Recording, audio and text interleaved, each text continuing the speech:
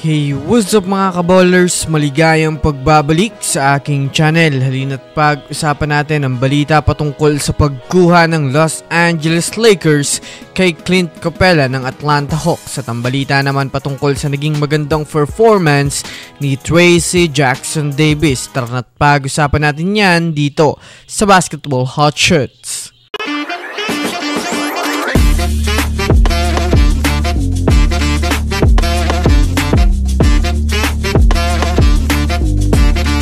Una nga muna tayong dumako mga kaballers sa balita patungkol sa pagkuha ng Lakers kay Capela. Well, alam naman nga natin sa ngayon na abala ang Lakers sumipat ng mga players ngayon sa trade market para sa kanilang kupunan na nangangailangan ng malakas na improvement ngayon upang magkampiyon sa liga. Para nga po sa kaalaman ng lahat, big man nga ho mga kaballers ang target ng Lakers makuha ngayon dahil kapag big man nga ang kanilang makuha ay si Anthony Davis nga po mga kaballers ang sobrang magbe-benefit lalo pat gusto na nga nito mag-adjust ng role sa kanilang kupunan. Bukod nga sa ilang sentro na kanilang binibigyan ng interes ay nadagdag nga po mga kaballers sa kanilang listahan si Clint Capela ng Atlanta Hawks dahil na rin naman sa ginawa nga po mga kaballers ng Hawks na maging available na itong si Clint Capela sa trade market. Kaya naman mas lumakas nga mga kaballers ang chance ngayon ng Lakers na makuha na ito, lalo pat mas nag-grow pa nga dito si Capela sa Lakers dahil na rin naman sa mabibigyan nga siya mga kaballers ng spotlight sa kanyang pagiging sentro na yan naman nga ang kinakailangan ng Lakers ngayon para sa kanilang kupunan. Kaya abangan natin ito mga kaballers. Samantala, dumako naman tayo mga kaballers sa balita patungkol sa naging magandang performance ni Trayce Jackson-Davis sa Warriors.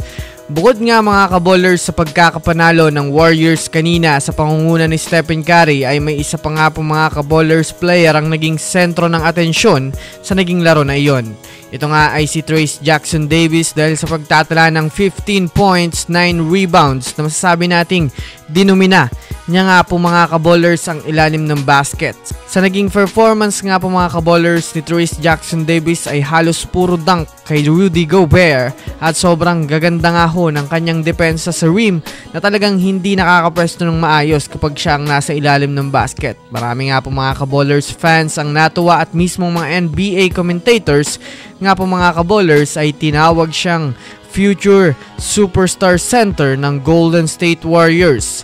Sa parte naman nga po mga kaballers ni Anthony Edwards, sa kanyang naging post-game interview ay sinabi nga nito na nahirapan nga sila sa naging laro nila ngayon lalong-lalo na sa Warriors dahil sa naging aggressive nga daw ng doble ang GSW sa depensa kaya nahirapan silang makapag-penetrate ng maayos sa kanilang mga ginawang play kontra sa GSW. So yun lamang mga kaballers, yan lang naman na pag-uusapan natin ngayon. Pindutin ang subscribe and hit nyo na rin ang notification bell para sa mga susunod na updates sa mundo ng basketball. Again, this is Basketball Hot Shots. Thanks for watching.